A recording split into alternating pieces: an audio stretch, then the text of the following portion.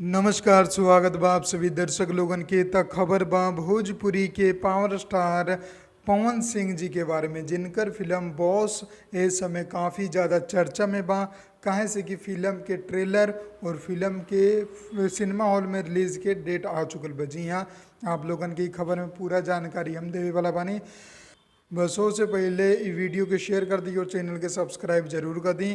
तो फिल्म साल 2018 से ही रिलीज़ खातिर बहुत ही ज़्यादा उत्सुक बा, लेकिन रिलीज़ होते होते एक 2021 आ गए।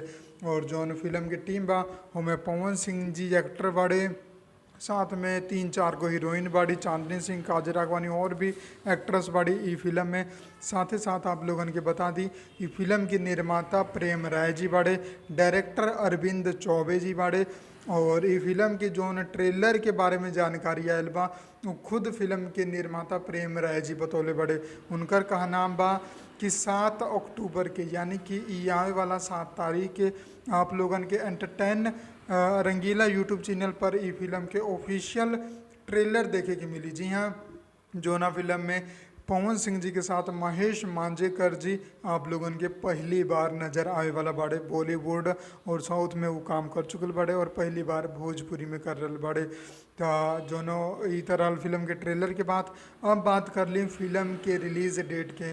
तो प्रेम राय जी के ई कहा नाम बा कि दशहरा के शुभ अवसर पर ई फिल्म के रिलीज कल जाई, ऐसा 99% कन्फर्म बा। अभी फिल्म के सेंसर खातिर भेजल गल बा। अगर कोनो दिक्कत ना है और सेंसर सब कुछ दे के सही टाइम पर एक पास कर देवे तब ई फिल्म दशहरा पर रिलीज हो जाई।